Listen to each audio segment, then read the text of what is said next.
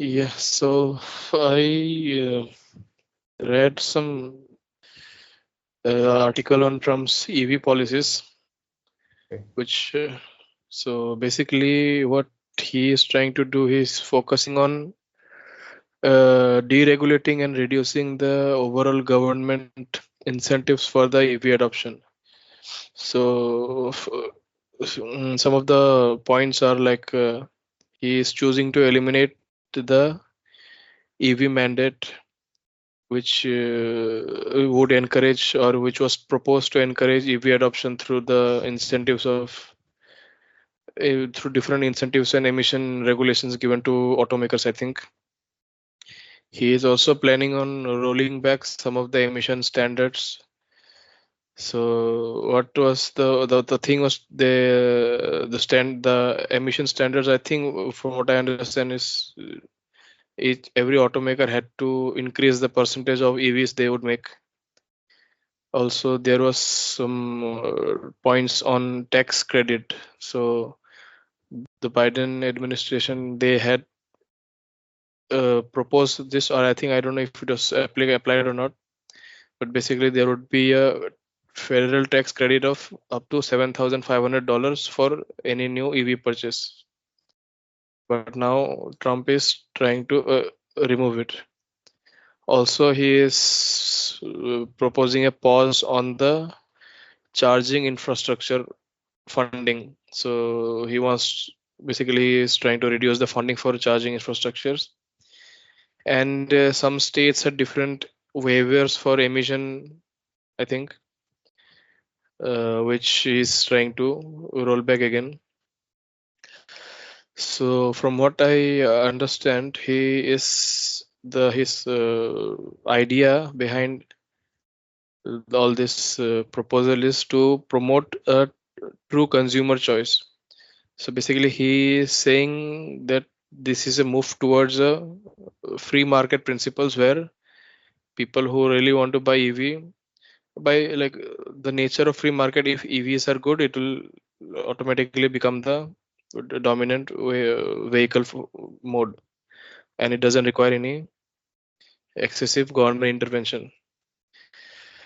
So that is what some of the major points were. But as I was reading this, so the question that come to my mind was, if he actually does remove this all this many incentives and stuff, EVs are already more expensive when compared to the, what is it called, Uh, in combustion in engine combustion engine vehicles, vehicles.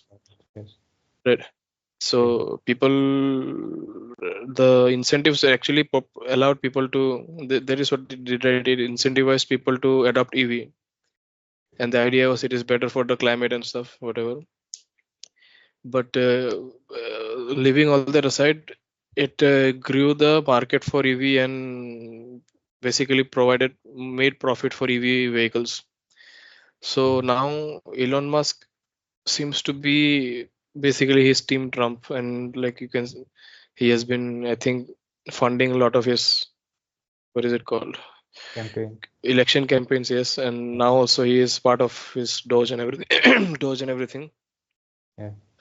So given this relationship, I was confused why he would take steps that would, in a way, at least initially harm or could harm Tesla's EV sales, right?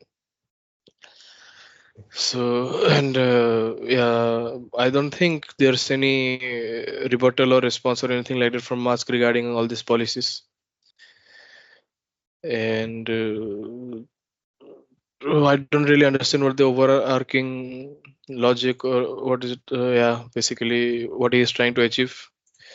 Maybe I don't really understand the economics of what he's trying to do or the thought behind it. The few points that I've understand is there's a difference in how the both this administration think regarding regulations. One, the Biden administration was focusing on incentivizing, uh, putting up incentives and stuff so that EV is adopted more.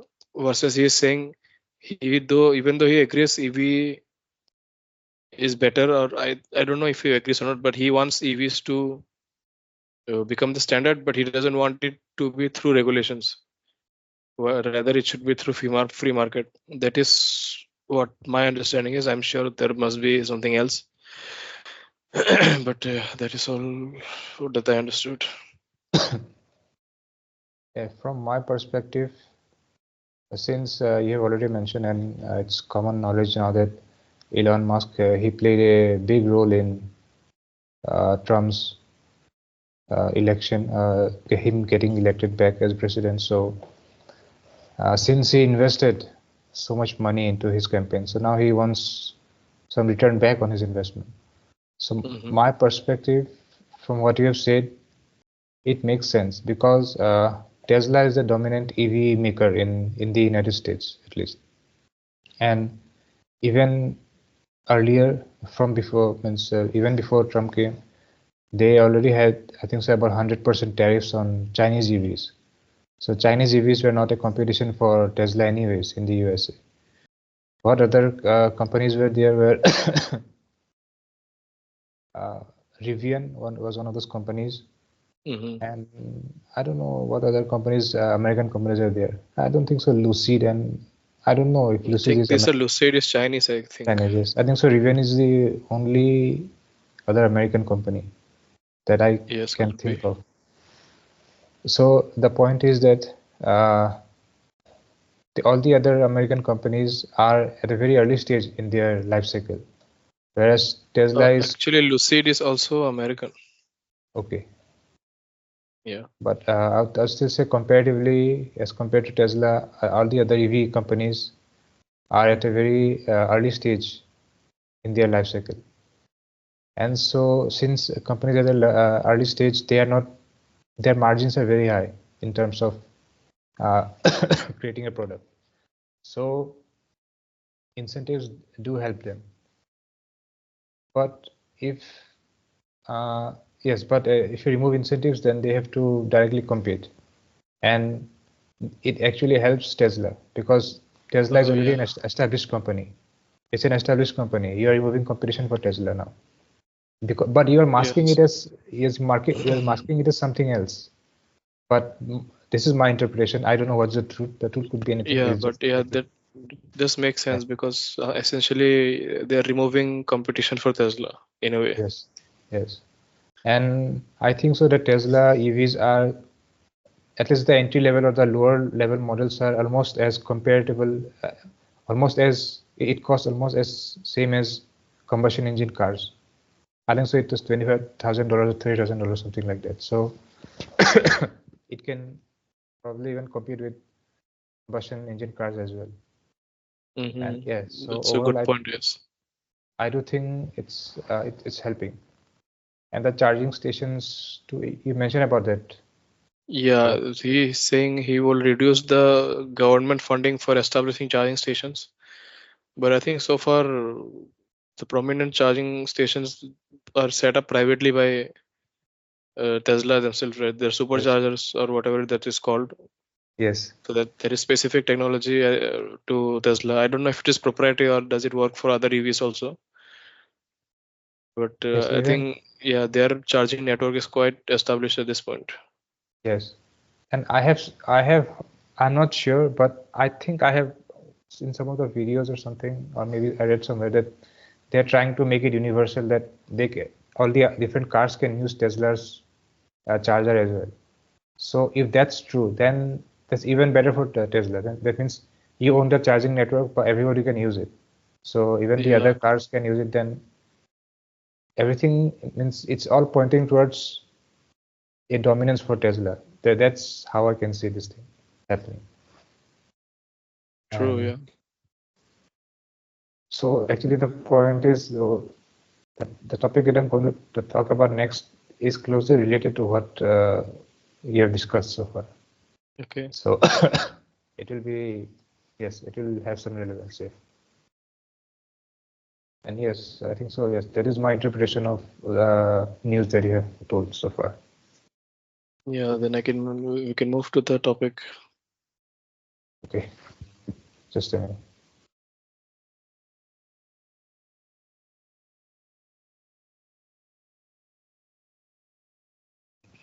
Okay, so what I want to talk about is this thing. I want to talk about a framework to analyze or to view most of the social and economic issues. And I call it the few and the many hypothesis, or the few and the many theory, you can say. So my so the thing is that most of the social and economic issues can be uh, uh, segregated into two parts, or can be viewed through two perspectives. It is either a social, it is either a class issue, or it is either a culture issue, class and culture. So in general, by class, okay, first I'll talk about culture. By culture, I mean it could be religion, nationality, race, ethnicity, those kind of things I broadly referred to as culture. And class, by class I mean the economic and the political status of a person in the hierarchy. So at the top you have the richest persons, or the top politicians, which have the highest proportion of wealth and power in the world. And the bottom half of this hierarchy would be the one which have the least amount of wealth and power. So this is the class and the culture. So most of the issues uh, could be divided into, could be segregated, could be analyzed from one of these two perspectives. And again, most of the issues are not mutually exclusive, can be analyzed from both of these perspectives. And I am talking about this framework today because once I talk to you about this framework, what will happen is that in the future when we'll discuss some other current affairs or current news, like the ones we just discussed earlier, so I'll be able to provide commentary which will make sense to you. Otherwise, if I refer to some of the things, some of the theoretical aspects, without talking to you about these things, so it may not make sense to you what I'm trying to say.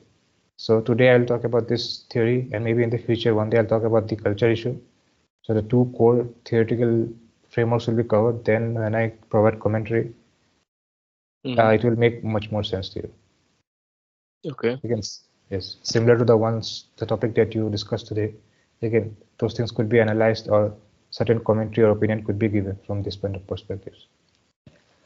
So, so that's the motivation behind me presenting this topic.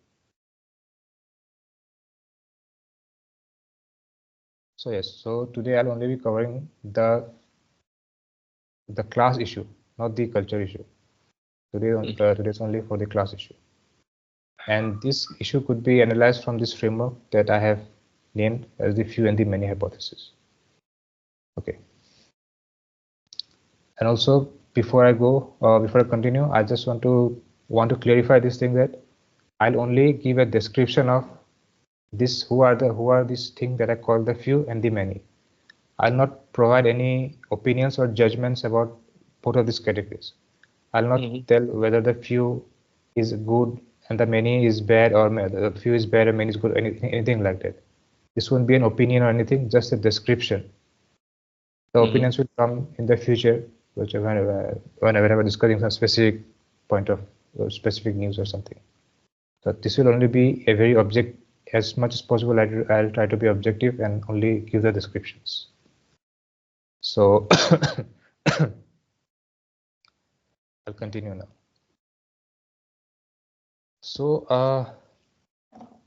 yes, this term, the few and the many, I was inspired to take these words from a movie that I watched maybe a few months ago. It's named The Killer. Actually, the movie has nothing to do with economics or anything. It's just a movie about an assassin trying to kill. But in the beginning of the movie, there's a line that this person says. It says like this: from the beginning of history, the few have always exploited the many. This is the cornerstone of civilization. The blood in the mortar that binds all bricks. Whatever it takes, make sure you're one of the few, not one of the many. So this is the statement. This is the line that the assassin says in the movie. So who are these few, and who are the many? So the few are the people who belongs to the upper echelons of society in terms of economic wealth and political power. So they are known by many other names: the 1%, the elites, the bourgeoisie. So these are the people who have the most wealth and power in the society. And the many, the rest of the society, are the many. They are called as the working class, the herd, the proletariats, and so on. So these are the few, and these are the two groups in terms of class. You have the few and the many. Now, how does someone become a part of the few and some become a part of the many? So from a different throughout history, there are many ways that one can become. So from the earliest time, if you look at the dawn of civilization, or maybe when people were just primitive hunter-gatherers, even if you consider a group of 10 to 15 people, there will be someone who is above the others, or at least 2-3 people will always be above the others. Even you consider your school, if you have 30 students, someone is the class captain, then someone is always above the others. Few students are always favored by the teacher, or something like that. In theory, no one is 100% equal, and there could be many reasons. Okay, so this is just my hypothesis about how someone could have been a part of the few at the early times. Suppose consider a hunter-gatherer society. Suppose there are a group of 25 or 30 people who live together, move together, hunt together, anything, do things like that. Out of that, there could be a few people, maybe 1-2 people, who, because of certain characteristics, could be psychological or could be physical, they perform better than the others. For example, maybe out of those groups, there are a few people who are physically taller or stronger, or maybe there are some people who are more courageous or they have this more exploratory nature. So what they will do, they will hunt more creatures, or maybe they will hunt bigger prey. They'll bring more food to their tribe. So naturally they will gain more respect from the rest of the members. They'll see them as their leader, or they'll see them, okay, this man is much more powerful than the others. So a natural instinct will come that, I think so, we should follow this person. So this instinct might come. And so he will be elevated to a higher status as compared to the others. And over time, generation after generation, this disparity will increase, or at least this disparity will be maintained, that his descendants will inherit much more wealth as compared to the descendants of the rest of the family. And that is how I think at the earliest levels of society, the few and the separation began, at the few and the many. That's a very hypothetical. I don't have any evidence about that. It's just my speculation. Okay, now coming to more recent times. Now, if you come to around the 13th or the 14th century in Europe, so at that time, feudalism was the dominant way of organization of society. That means the king owned the land, and there were people called the nobility. That means you can think that in current, if I want to give a modern example, think of the country as being owned by the king, and he divides it into states, and each state is controlled or managed by a nobility, so on and so forth. And at the lowest level, the peasants, they work for the nobility. That was the structure. So the nobility and the king, they had most of the power about those things. And the peasants, they only worked for those people. And the peasants didn't own any land. They just lived in the land that was provided to them by the nobility. And at the time, there was practically no scope for upward mobility, in upward economic mobility. So if you're born as a peasant, I can't think of any practical way in which a peasant can move up to the status of nobility, or nobility can move up to the status of king. There was no possibility. So again, there's the few, the nobility and the king were a part of the few. And also below the nobility, if I talk about the whole structure, at the top there was the king, then below them there were the nobilities, and below them were the knights, the warriors, as you can say, and below them possibly were the peasants. And actually below the peasants are the people who now are the most powerful. Below the peasants were the merchants and traders, the ones, Okay. the which you call businessmen today. They were actually below they were actually at the bottom of the structure. And again, in that society, roughly we can say that 85 to 90% of all the population will consist of the peasants. The kings, the nobility, the knights, they all, and the merchants, they all constituted only about 10 to 15% of the population. 85 to 90% of the population were peasants, and all the peasants were part of the many. Only the 10% or something were part of the few. They had most of the power, most of the land, and all of those things. Now what happened was that, and okay, before I go, I'll also tell about why the merchants were even below the peasants. At that time, your wealth was determined by how much land you owned. So the king was at the top because the king owned the entire nation, or the entire land, and the entire country, you could say. And the nobility came below that because the nobility was only controlling a small portion of the land. So within a king, under a king, there were many nobilities which control many states within the land, within the country. At the end, and the peasants, they work for the for this nobility under small lands. The merchants, they didn't work at any land. Their only purpose was to sell the goods from one place to another. So they had nothing to do with land ownership. So that's why, yes, they I think so. Money was still there. The concept of money was still there, but money was only a medium of exchange, not any sort of power, because you can only buy goods like spices, clothes, and anything, all those things. You couldn't trade land or those kind of assets. Because the only way you could acquire land was through conquering land. You couldn't buy land from anyone else. So money was worthless in terms of acquiring land. And power came from land, because if you own land, you own resources, and if you own resources, you have power. Okay. Now, over time, what happened was that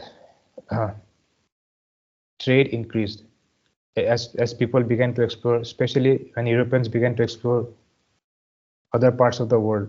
They discovered Africa and the United States, which was not the United States at the time, it was actually called the Indian. I don't know what it was called. They were trying to discover India, but they accidentally discovered that continent. So yeah. So yes, but with that, they discovered different spices, different places, different kind of things to trade. So over time, trade became popular, and who were trading? The merchants, and they started to gain more and more wealth, and over time, they started to gain the power, and the influence and power of the kings and the nobilities began to decrease. So that's what happened. And with this newfound power, now the merchants who were at the bottom of this hierarchy, they were at the top now, because now they had the power, they had the influence. Now they became the few, and of course the kings were still there, at least in name. They had some amount of power, but the peasants, most of the peasants were still peasants. They were still the many. So that was the transition from feudalism to capitalism in a very brief manner. This is a very vast topic, but I've only talked about it from the context of the few and the many. How it has changed in this different type, in this different kind of social organization. Now, if you come to the modern world, the world that we live in, consider the past 100 years or so. Even here, I say the few constitutes of mainly the businessmen, the capitalists, and the politicians. And they hold the most wealth and the most power in our modern time. And it also depends upon country to country who are the ones who actually hold the real power. From my point of view, in countries like United States, it's the capitalists and the businessmen who have the real power and the real authority. The politicians, they actually don't have much real power. They actually are influenced by or work under the guidance of the capitalists. That's what I think. But on the other side, like countries like Russia and China, yes, the capitalists have a lot of wealth, but their power and political power and influence is not as much as in the Western world. They still take orders from the government, the politicians. So politicians have much more power, or the ultimate power in those countries. And even though in theory politicians don't have much wealth, in theory means officially they get a monthly salary just like any other employees. But that is actually that's a bit misleading, because technically you can use the sources of the government, the government assets. Suppose a prime minister, he can use the this different sources of transportation to travel all around the world. So technically he'll say that this is not my personal property, it's the government's. I'm using it on behalf of it. But it's as good as owning it. You get to use all of it. So in theory, in theory you may not be rich, but in practical you have a lot of wealth, which which yes. So yeah, the politicians and the businessmen, they form the few in the modern world, and again the rest of the public, they form the many. Okay, now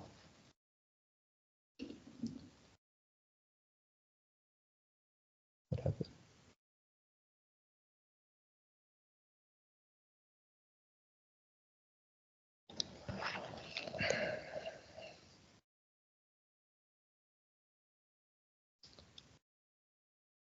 Okay, so so far I have discussed a little bit about the few that I have defined who are the few and who are the many. And now I want to talk about how does someone become a part of the few.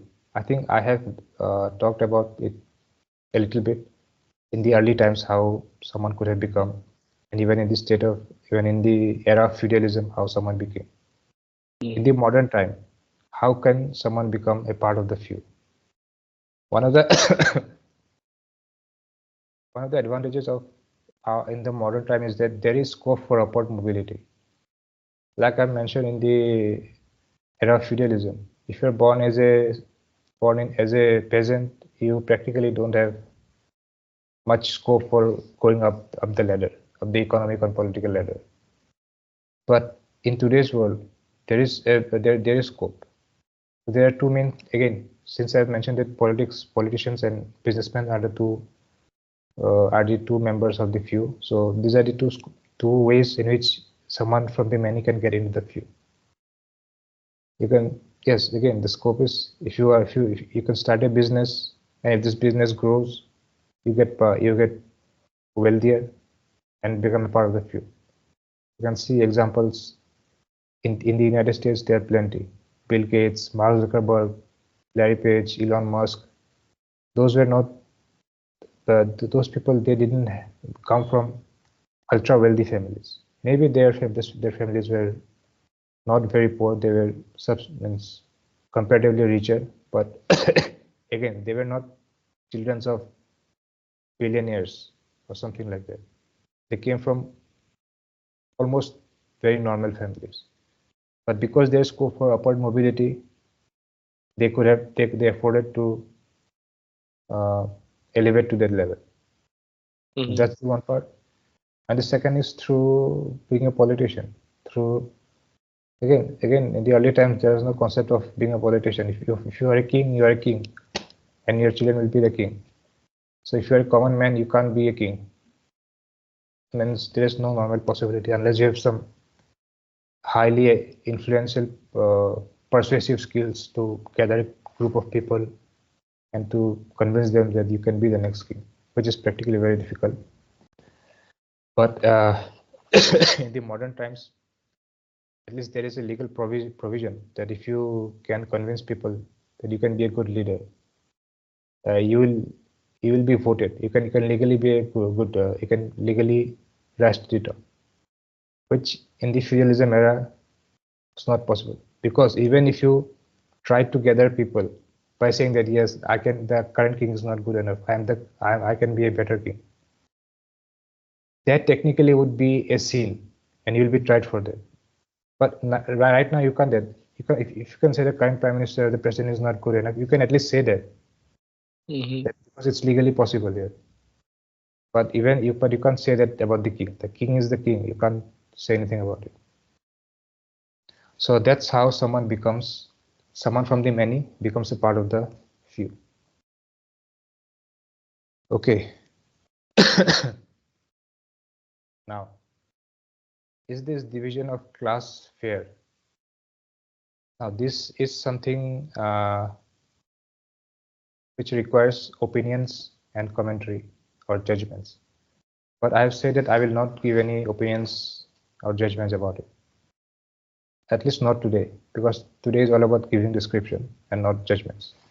So I won't answer this in detail, but I will give a very brief statement, which is, I think, this statement is made by being as objective as possible without having any ideologies or anything or any biases attached to it.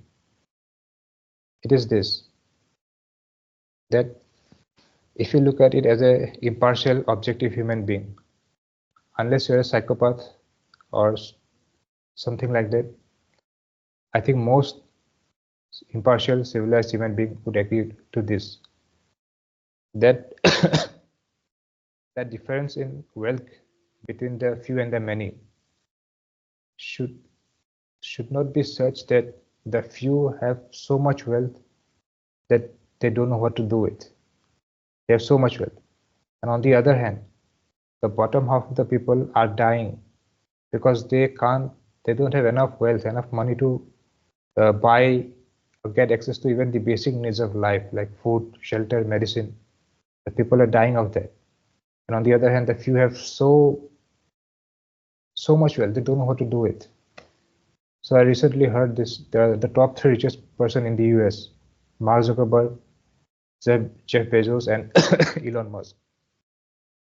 They together have these three together have a net worth of around 700 billion or 800 billion dollars. Mhm. The three people have that.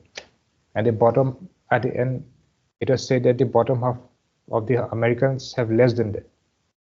So there's the gap between the few and the many right now.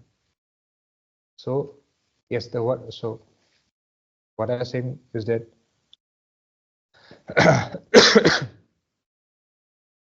again, is this the question was, is the division class is this division of class fair or not? So this is the most impartial and objective answer is that the division should be such that at least at the bare minimum that the many should have at least that amount of wealth through which that they can at least live a prosper, or at least get the basic needs of their life met. They don't have to struggle for the basic needs of life. That's the bare minimum that I think people can agree on along the spectrum. Because there could be many answers. For example, if you ask a capitalist that is this division fair or not, they will say, of course it's fair, because we are more hardworking, we are more risk-taking than the other, so we definitely deserve to be on the upper level. But if you ask someone, a communist or a socialist, that is this division fair or not, they'll say, no, this division is not fair. We want a society that is classless society where everyone is equal. So those are the kind of things. So again, I say that I'm not going to give any judgments or opinions. So that is for some other day. So if we talk about different ideologies like capitalism, free market capitalism, or communism, socialism, they will have different answers to this. Is this division of class fair or not? So my answer to this, by being as objective and neutral as possible, is that at the least that the division should be such that the many should have their basic needs met. They should not be exploited to the point that people are dying for the benefits of the few. So that's this question. Now the final one, the final part of this presentation.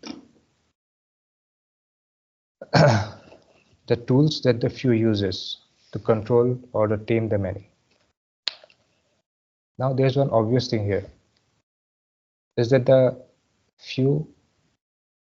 many outnumber the few by a huge number. By definition, the few are the few and the many are the many. The few constitute the less than one, I think so, somewhere between 1 to 10% of the whole population, and the many between 90 to 99% of the whole population. So it's clear that if the many get together, by sheer of their number, they can take down the few. But why are the few always in power, even though they are the few? So the thing is that the few are clever. They are always a few steps ahead of the many. It's like the few are the think of the many as the sheep and the few as the herder, the sheep herder. So one man can herd 100 sheep, because the sheep in and of themselves are obedient and they don't have this uniting force within them. But they are actually, if 100 sheep decide to attack one human being, no human being will be able to defend itself. But they have this controlling power over these 100 sheep. That's, in principle, that's the same thing happening here. And they have some tools that they use. So two general tools are education, the education system, or maybe, or rather, to be more precise, the school system, and the media. These are the two things that they use to tame or control the many. Now, this medium of control is itself a very vast topic, which I can talk in a lot of details, but I'll just give a brief idea about those things.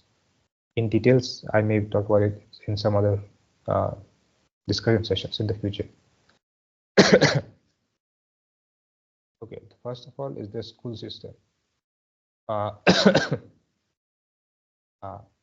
which is also known as the current schooling system, which was popularized in the Western world, and right now which is also prevalent in India and I think so most areas of the country.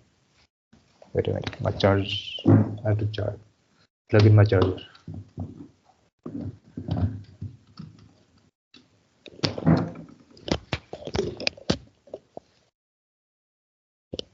Okay, the system that's prevalent is called as the schooling system that's prevalent is called as the factory model of schooling.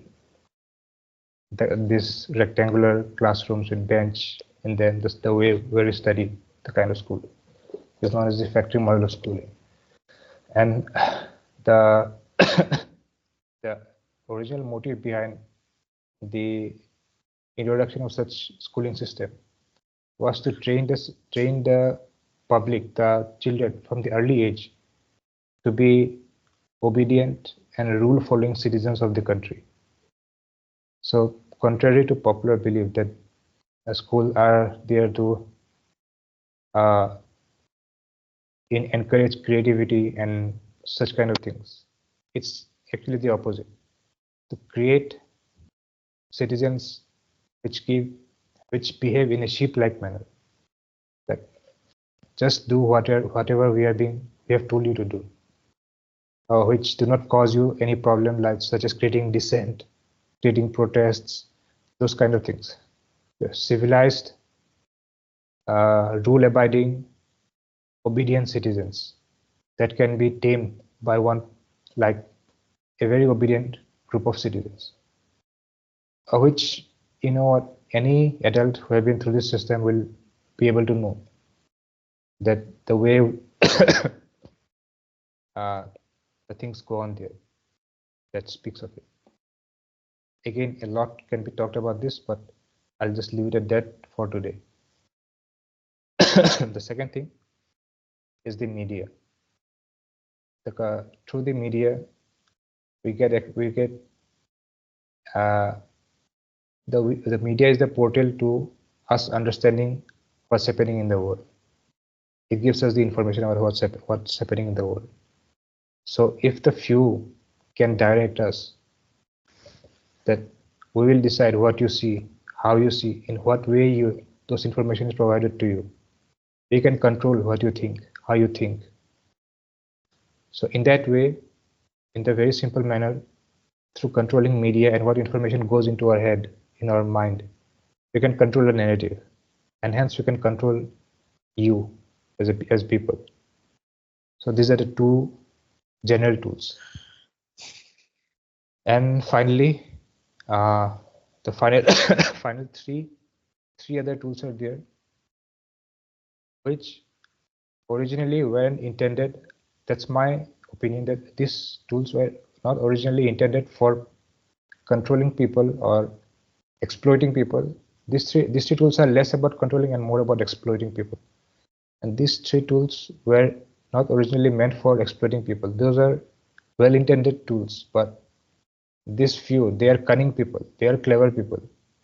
What they do is that they will find these kind of tools and they'll repurpose those tools for their own personal gains.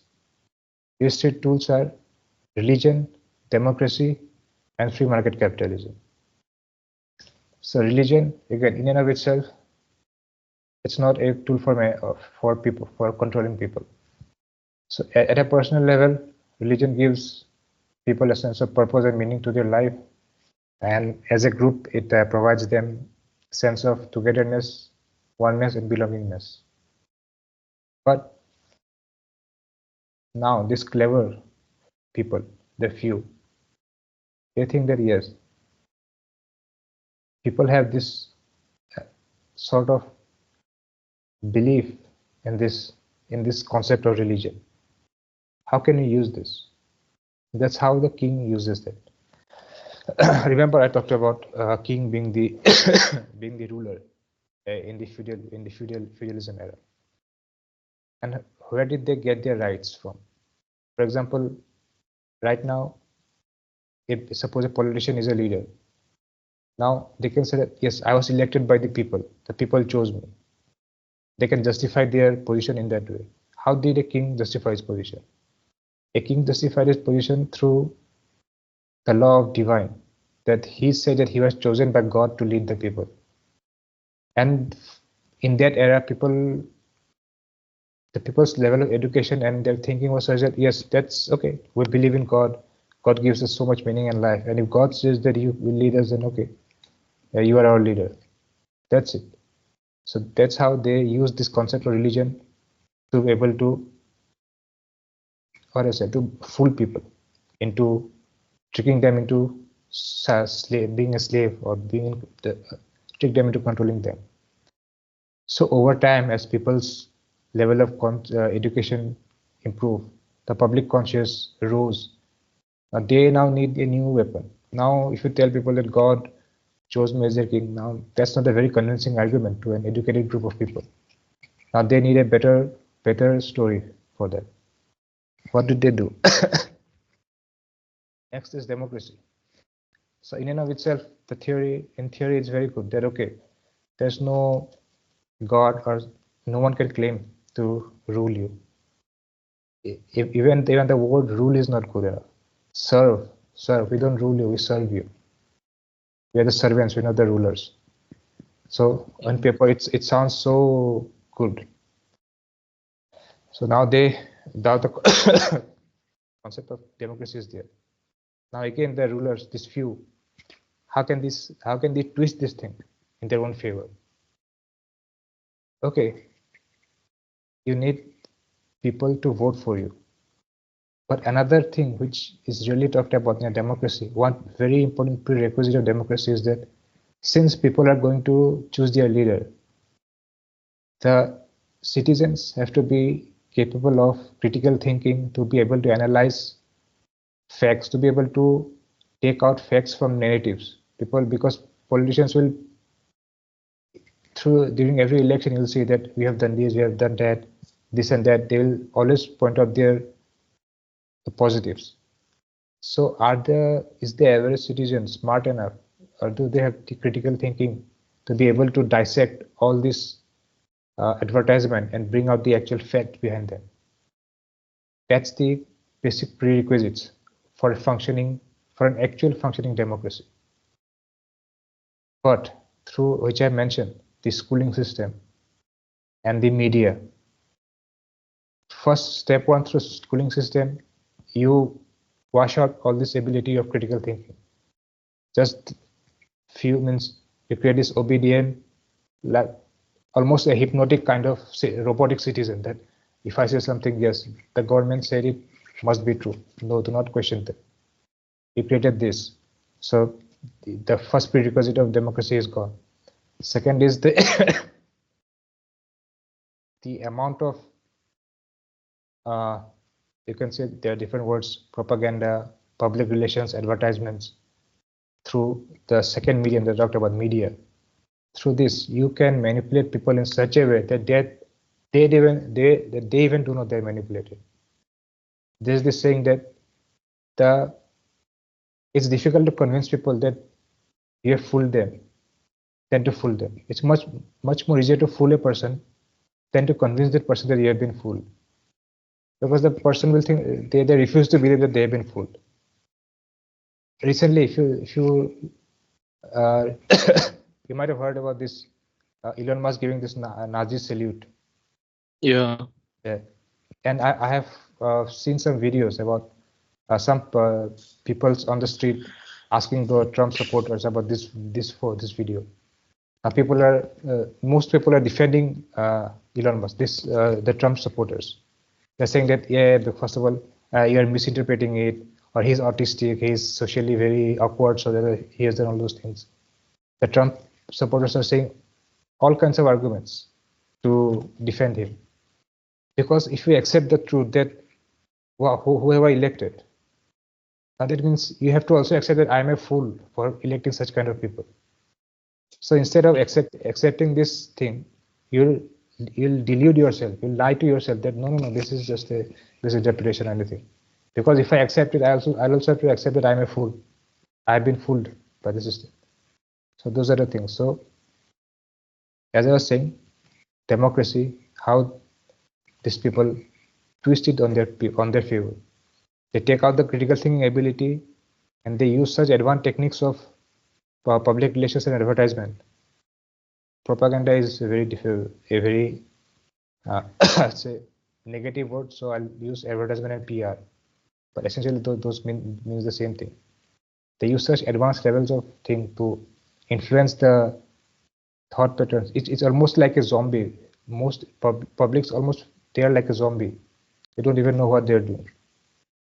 So it's a democracy on paper, but in practicality, it's just them manipulating the public into voting them into power. And when they ask about why are you leader, they said, yes, the people voted me into power. I'm not telling them God gave me this the rule. You gave me this position. You voted me into power. So that's why I'm a legitimate leader. I'm not a dictator. I didn't force you. You on your own will gave me power. But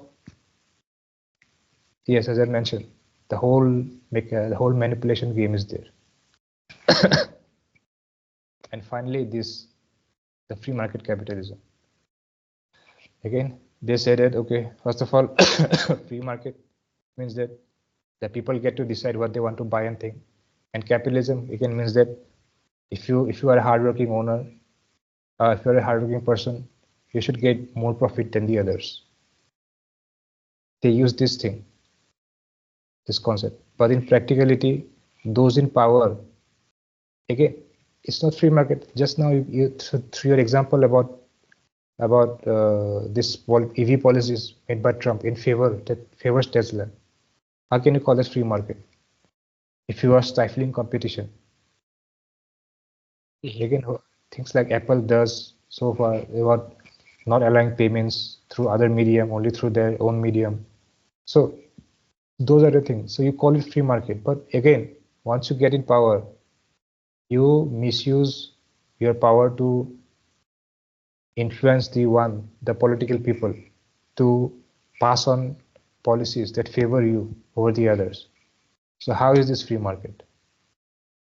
Again, maybe a few months ago, I talked about this techno-feudalism and neoliberal capitalism, which I think so maybe in the future I'll talk about it again because that was very unstructured.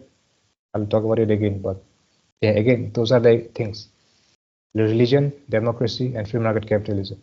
In and of itself, those things, if used with the right intentions, they can bring benefit to people in general. But if it's twisted by the few, they can repurpose those kind of tools for their own purpose. So these are the few. This is how the few control and manipulate the many. And that's why even though they are less in number, they're able to control this group of many. So yes, this was the theory, the theoretical framework of the few and many hypothesis. And yes, this was a long one, but I had to say this because now that I have mentioned it, in the future when I talk about various topics, various news issues, I'll be able to explain it from this perspective. Recently, you might have heard of this Indian CEOs demanding high amount of working hours, no days off on weekends, 90-hour work weeks or something like that. Yeah. A lot of news about that. And those that can be classified into that kind of news can be classified into as a class issue about how these rich people, they just want the few wants the many to just work for them like a slave than anything else. Those kind of commentaries that I can provide. I will not go into it today, but in the future I will be talking about this from this perspective. Also, topics like you might also have heard about a CEO being shot by this person named Luigi Mangione, or yeah. Again, he was a executive of this some healthcare company. Yeah, insurance company, I think. Yes, and it says that he denied insurance for many, and under his supervision as a CEO, he brought out certain policies that denied certain kind of insurance claims for some non-critical claims, medical issues, and such kind of things. So again, these are the kind of things where these rich people are stifling the poor. And yes, and yeah, so again, I'll not talk today, but just briefly I want to talk about this thing, that on this class issue. So what's happening recently is that this gap is there, and even though in theory some people might want to have a classless society, but I think it's practically very unlikely that there will be a classless society. There will always be a few and the many. But the important thing is the degree of separation between the few and the many. And right now, it's very, very high. And that's why such kind of smaller incidents are happening all over the country, where the many are passing this critical limit of toleration by the exploitation that is happening to them by the few. And there are people who are commentating that there might be revolutions, like the ones that happened during the French, which created this left and the right thing, the French Revolution. That is also about these rich people exploiting the working class to death. So something like that. Again, not today, but some other time I'll talk about it in much more details. So that was about this hypothesis. Okay, so I mean, over the time in different media for art entertainment, we have come across this concept, right, of the few and the many. So yeah, but I had not thought about this in this much details before. Okay. And throughout the different points, I had some thoughts and questions. Let me see if I can address some of them. By your description, or in general also, the division of the few and the many seems binary. Yes. But it is, I think, or should it not be more of a spectrum than binary? Yes, I think so. It's more of a spectrum, and another word that we can use is called a fractal. By that I mean that there is a few and there is the many. But if you zoom into one specific group, within that also there is a few and then there is a many. Right. Because For that is example, what I was thinking. Yeah. For example, if you think that as a country as a whole, Assam is not one of the richer ones. It's one of the poorer ones. You can think. But if you zoom into Assam, then within Assam itself there are some richer districts and there are poorer districts. And if you zoom into it, if you zoom into a district, within a district, there are some rich people who are living much more, who are living a very luxurious life. And within this poor district itself, there are some poor people. So it's, if you zoom to inside something, there is levels of few and many within a spectrum, or within a fractal, I would say. Yeah, so that is actually was going to be one of my point, that the few and the many is different in different contexts. Yes. And I think one of the reason why the few and the many, the division exists, is because the many is not one thing. So how should I say this? So if you say, let's say there is one division, the few and the many, at the highest level, there's the few and the many. So if we want to get rid of the few, ideally, not ideally was the term, hypothetically, yes. Yeah. So the many will, what is that, rebel. But within the many, there are some few who are happy with their position, exploiting the many that are for, exploiting those who are many for them. So within that many, there will be some few who are saying, okay, I cannot compete against the few that is above me, but I can at least fight or oppress the few many that are the many for me. For example, like in our, let's say in Assam or Bongaigaon, there is a few the many and the few. The few are very the few will be considered many for someone like Elon Musk in Bongaigaon, but they are happy in their position of power here. Yes. They have no reason to go against Elon Musk or people like that. So at a higher level, we are all many, but within this many, there are positions of few who are happy with where they are. Exactly. So this collective rebellion against the top 1% of the few. It's not happening. Yes, that's an important. That's a very important thing that you have mentioned, because there's this quote that they say that this is what this 1% of the top are relying on, that the many are always divided. They'll always be divided. It's so very difficult to gather this many into one single unit, because it's very rare, because rarely this happens. And when those kind of things happen, revolutions happen. Yeah. And revolutions happens very rarely, because it takes a very special kind of leader to gather all of this kind of people together into a one common cause. So it's very rare. And again, one more thing I want to say: there are two type of people within the many. If you talk about in absolute terms, one kind of people within the many is that they don't care about the rest of the many. They want that how can I become a part of the few? That's their goal.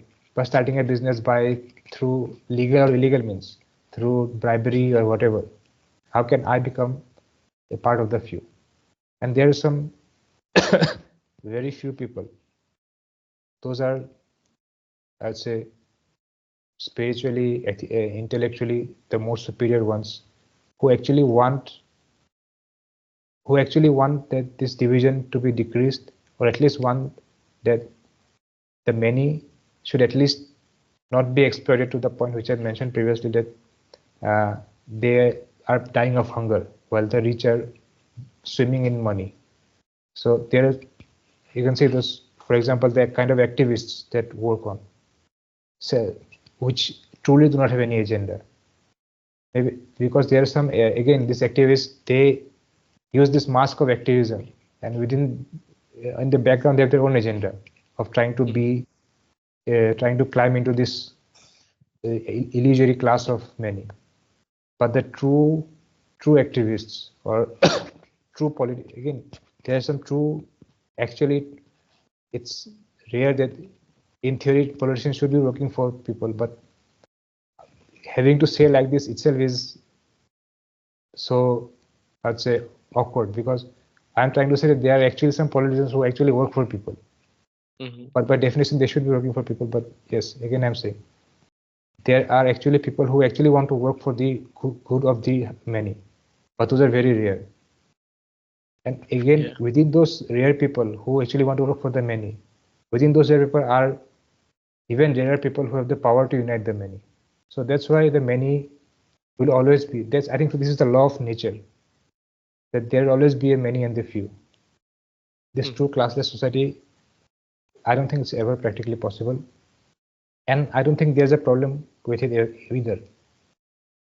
My only issue is that at least at the bare minimum level, the many should not be dying because they do not have access to basic needs of life.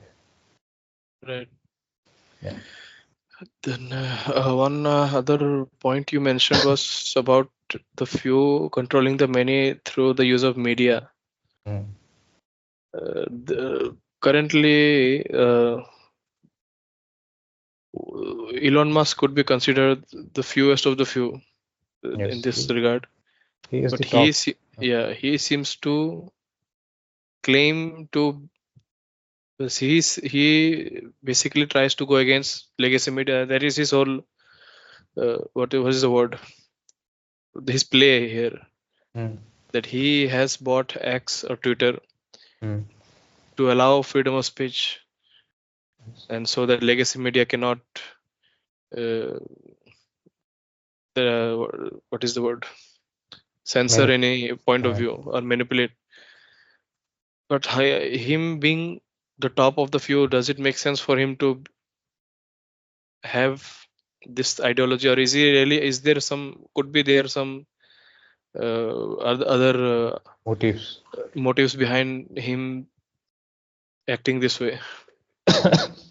Yes, even I'm undecided about him right now, because up until very recently, I actually liked Elon Musk because I've said that unlike many other billionaires or entrepreneurs, the kind of things that he did, like building an EV company, building SpaceX, such kind of things.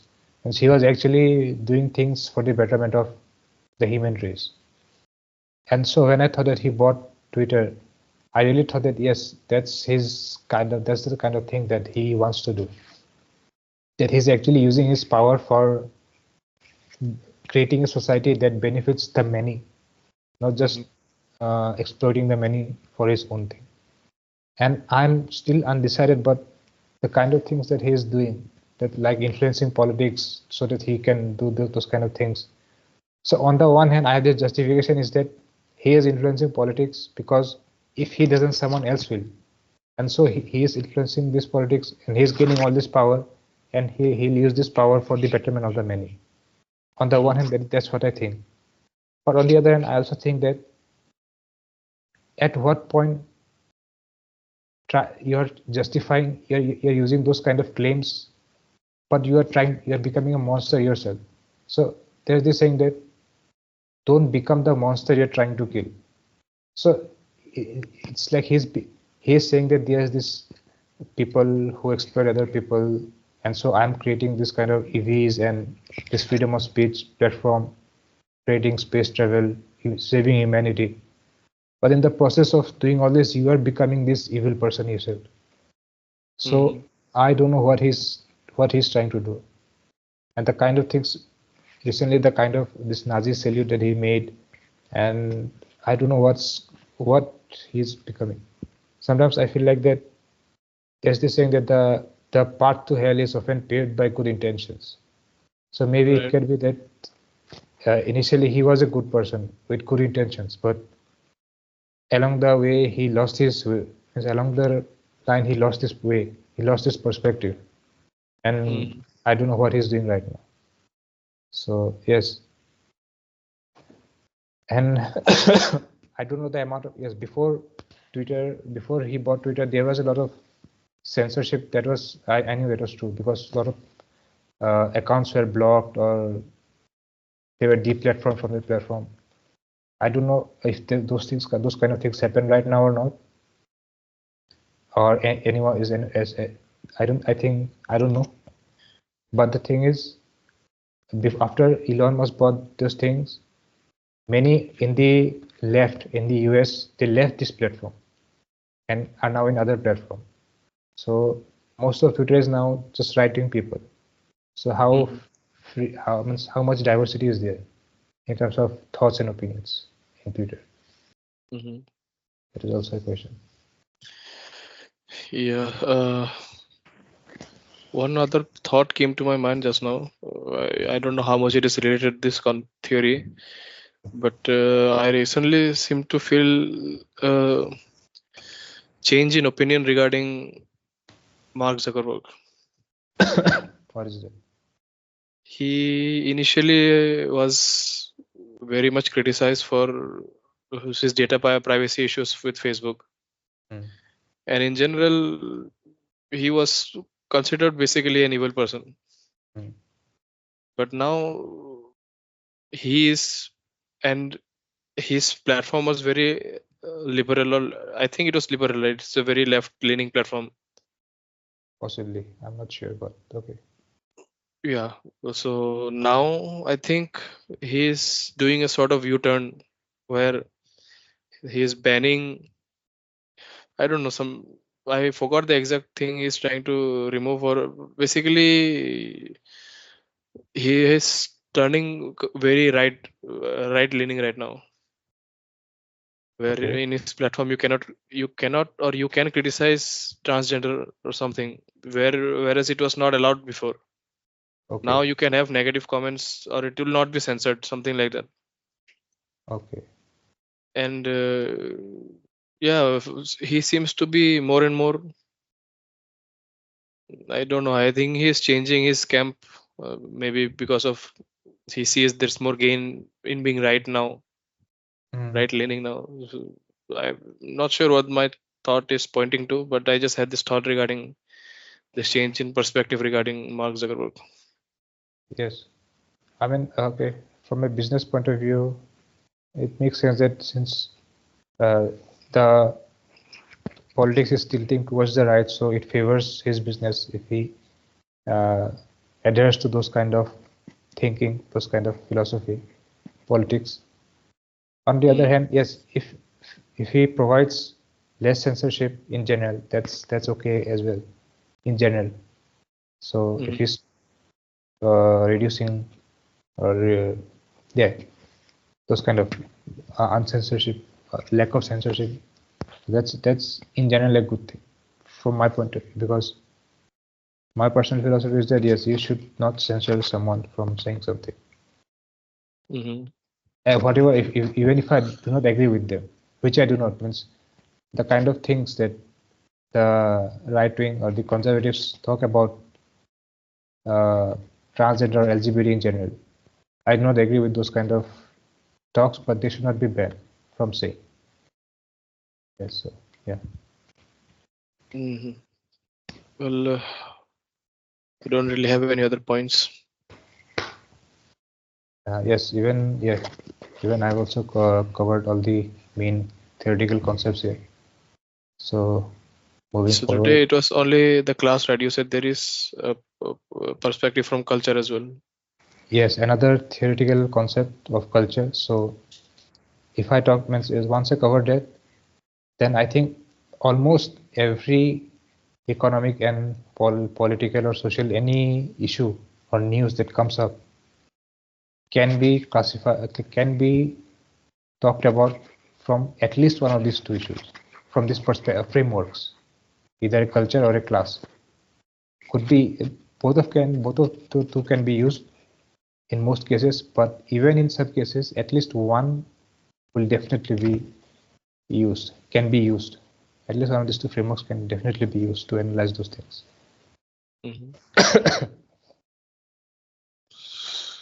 So I think we can stop for today, right? Yes. Okay.